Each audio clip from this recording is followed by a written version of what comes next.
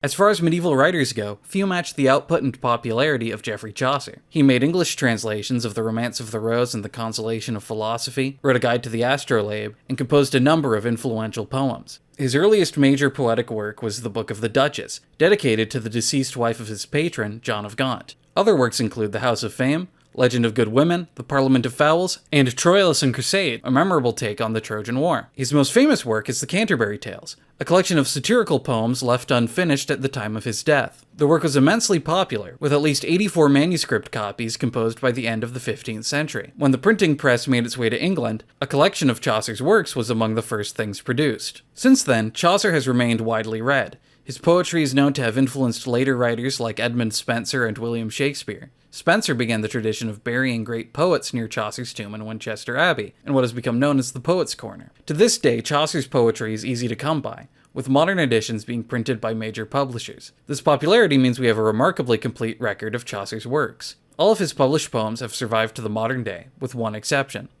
The Canterbury Tales concludes with a retraction, an apology for any offense caused by the stories. As the collection proved to be Chaucer's final work, the retraction also serves as a capstone for his career as a poet.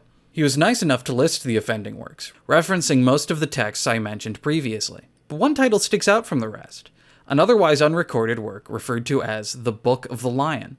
Chaucer listed his works two other times, in the prologues of the Man of Law's Tale and the Legend of Good Women, but doesn't include the Book of the Lion in either.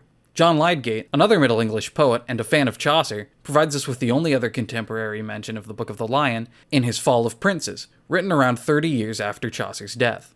The prologue mentions several of Chaucer's poems, including one about a lion. While this source doesn't tell us much, it indicates the Book of the Lion was still available to readers in the early 15th century. There's been a great deal of research regarding this mysterious poem, with scholars attempting to determine its subject matter.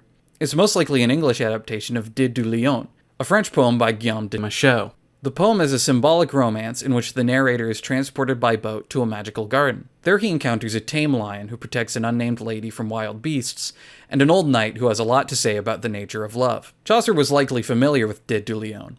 He was certainly aware of Machaut's poetry, drawing from his judgment of the Bohemian king for the Book of the Duchess. Given that Machaut is a known influence, it's possible Chaucer used another of his poems for inspiration. The Book of the Lion is listed among Chaucer's original poetry rather than his translation work, meaning that he likely changed and expanded the story as he did with Troilus and Crusade, rather than adapting the text directly into English as with Boethius. Much like the Book of the Duchess, it's likely that the Book of the Lion was commissioned by a patron. In his essay, Chaucer's Book of the Lion, F.M. Deere suggests the patron may have been Prince Lionel, Duke of Clarence. Chaucer was known to have served in Lionel's household in his younger years, and contemporary sources such as Frisot's Chronicle sometimes shorten the prince's name to Lion or Leo. Deere further speculates Chaucer wrote the poem to commemorate an event, likely Lionel's wedding or funeral, both of which took place in 1368.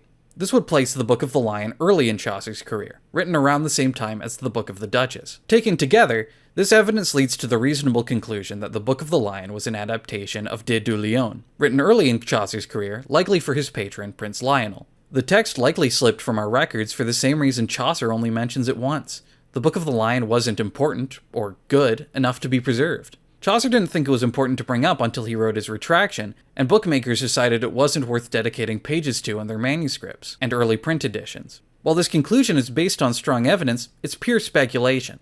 The only concrete information regarding the Book of the Lion is that Chaucer acknowledged it in his retraction, and it was still in circulation when John Lydgate wrote The Fall of Princes in the 1430s. The other details are just extrapolations from Chaucer's biography and recorded poems.